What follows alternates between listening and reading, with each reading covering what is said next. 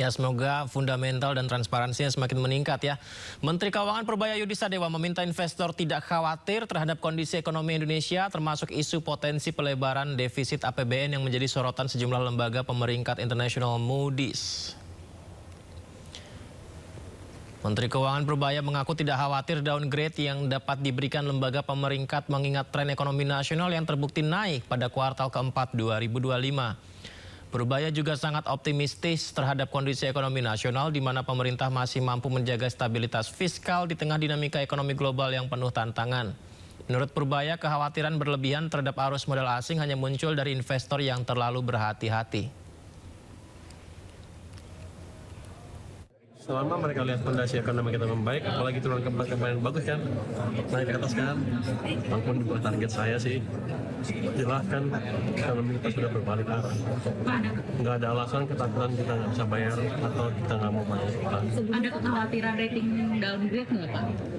Belum, saya pikir dari sisi apa, ketika ekonomi kita membaik, defisit juga masih terkendali kan.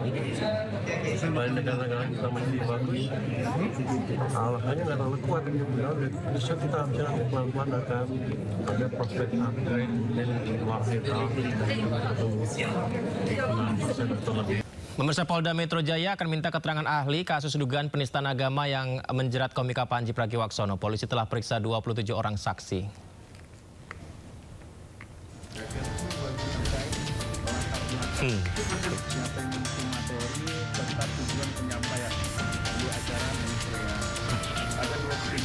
Kabid Humas Polda Metro Jaya Kombes Pol Budi Hermanto menjelaskan pemeriksaan saksi dan ahli dilakukan untuk mendalami materi terkait latar belakang dan tujuan show Mens Rea. Sejauh ini polisi telah memeriksa 27 orang saksi termasuk terlapor Panji Pragiwaksono. Jumat lalu Panji penuhi panggilan Polda Metro Jaya. Panji dicecar 63 pertanyaan. Ada 27 orang yang sudah dimintai keterangan, termasuk pelapor, saksi-saksi. Ini akan berkembang kepada nanti akan permintaan keterangan klarifikasi dari ahli ya. Nah, ini berkembang, kemarin juga kami sampaikan bahwa saudara PP hadir atas undangan klarifikasi penyidik didamping dari kuasa hukum. Kita beri ruang kepada teman-teman penyidik untuk mendalami perkara ini. Komika Panji Pragiwaksono menghadapi 6 laporan hukum terkait stand-up komedi bertajuk Mens Rea. Panji merasa tidak menistakan agama. Batasan Presiden Republik Indonesia, let's go! Apapun yang gua katakan, orang nggak bisa marah, kan menurut keyakinan saya.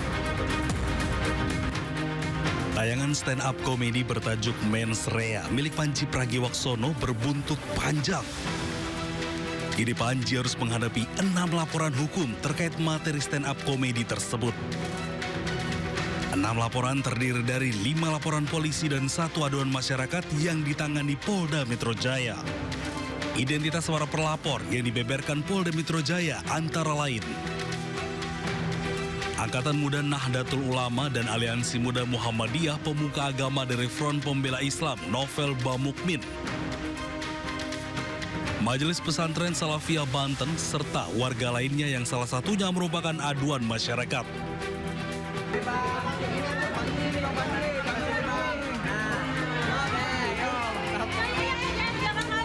Dari 5 laporan dan 1 aduan tersebut, polisi melayangkan surat panggilan kepada Panji untuk memberikan klarifikasi. Bang Panji, turun Bang. Hati-hati guys, hati-hati. Panji diperiksa selama hampir 8 jam dengan 63 pertanyaan dari petugas. Panji menyebut dirinya tidak merasa telah melakukan penistaan agama dalam kontennya di Mens Rea. Ya, saya tadi menjalani prosesnya, saya coba untuk jawab pertanyaan dari polisi sebaik mungkin. Saya ada pada posisi tidak merasa melakukan penistaan agama. Jadi prosesnya tadi jalan dengan cukup lancar, pertanyaannya terjawab dan ya kita ikutin prosesnya aja. Seseru dan semenyenangkan yang Bang Panji bilang tadi belum sesuai sebelum tadi kan berekspektasi seseru dan semenyenangkan itu. Seseru Ya, akhirnya capek lah, AC. ya, intinya prosesnya berjalan dengan lancar. Saya nggak punya deskripsi yang lebih tepat itu menggambarkannya, kayaknya kurang tepat juga untuk digambarkan seru.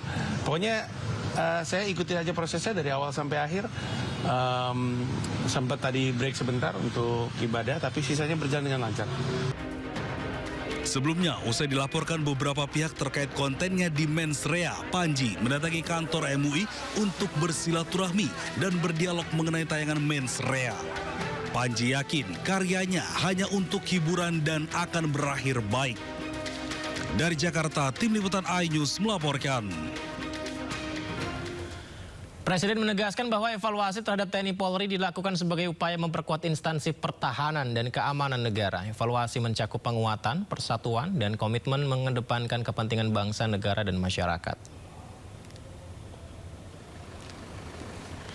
Pemirsa, rapat pimpinan yang diikuti oleh 650 peserta terdiri dari unsur TNI, Polri, serta menteri terkait digelar di Istana Kepresidenan Jakarta.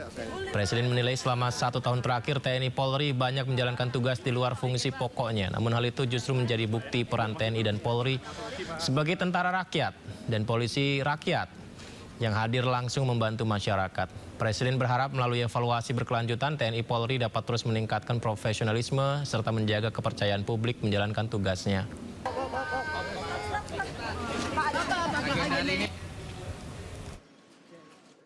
Memberikan pengarahan dalam forum rapat pimpinan TNI dan Polri. Ini adalah agenda rutin tahunan sebetulnya. Jadi setiap awal tahun selalu ada forum rapat pimpinan TNI maupun Polri.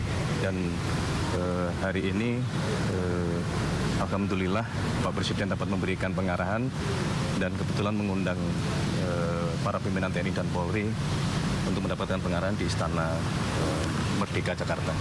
Ada pesan untuk arahan-arahan yang diberikan Pak Presiden untuk TNI dan Polri? Ya, yang pertama tentu sebagai Panglima tertinggi TNI maupun Polri, tentu Bapak Presiden memberikan pengarahan-pengarahan untuk bagaimana TNI maupun Polri harus menjadi institusi yang kuat, yang profesional, dan terutama tadi pesan beliau adalah untuk menjadi tentara rakyat dan polisi yang dicintai oleh. Kita ke informasi berikutnya. Thomas Djiwandono resmi dilantik menjadi Deputi Gubernur Bank Indonesia. Pengambilan sumpah jabatan dilakukan langsung oleh Ketua Mahkamah Agung dan disaksikan sejumlah pejabat negara. Melaksanakan tugas dan kewajiban Deputi Gubernur Bank Indonesia nomor 10. Thomas Djiwandono resmi dilantik sebagai Deputi Gubernur Bank Indonesia 2026 hingga 2031. Pelantikan Thomas didasarkan pada surat keputusan Presiden Republik Indonesia nomor 10 tahun 2026 tentang pengangkatan Deputi Gubernur BI. Dalam pelantikan tersebut, Ketua MA Sunarto membacakan surat ketetapan Presiden sebelum prosesi pengambilan sumpah jabatan.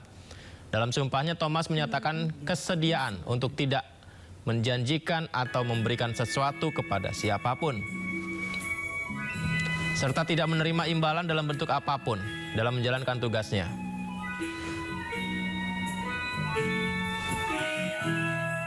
Akan melaksanakan tugas dan kewajiban Deputi Gubernur Bank Indonesia dengan sebaik-baiknya dan penuh rasa tanggung jawab. Saya berjanji bahwa saya akan setia terhadap negara, konstitusi, dan haluan negara.